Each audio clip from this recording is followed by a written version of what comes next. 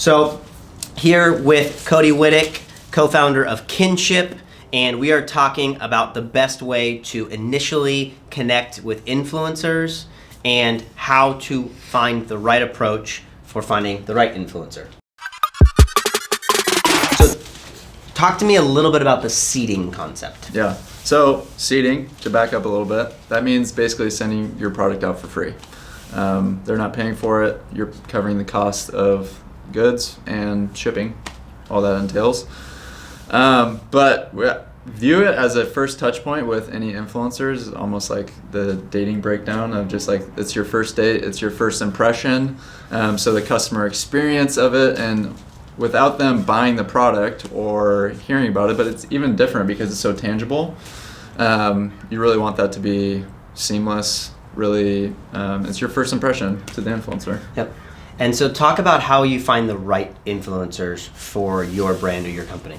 I mean, I would think about it in the sense that who you want your customers to be, because most likely, especially if you're dealing with influencers that lower following, those people are following them for 1 to 2 reasons. So if I'm following you and you're an entrepreneur, then I'm probably an entrepreneur or care to know more about entrepreneurs. So in the same way, if you're going into running, most likely those followers are following them because they run themselves or they care about those products. So I would think about who your customer is. If you don't even have a clue on who your customer is, who is your dream customer, and find out those influencers within those different categories. I think that's a good starting ground.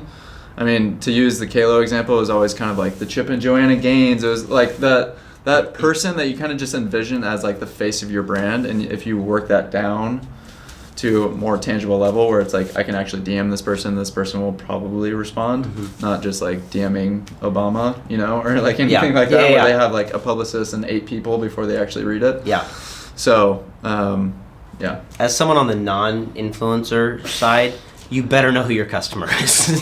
so let's just start there. Before you start your company or start sending your product for free to anyone, you better be able to identify who your customer is. Yeah. And then you can take that and go, this is the type of customer for me, and then sort of the next step is, who are I guess what I meant is like, if you have zero sales. No, I get it. Right. I get it. Like you don't have a customer yet. Right. You haven't created a single one.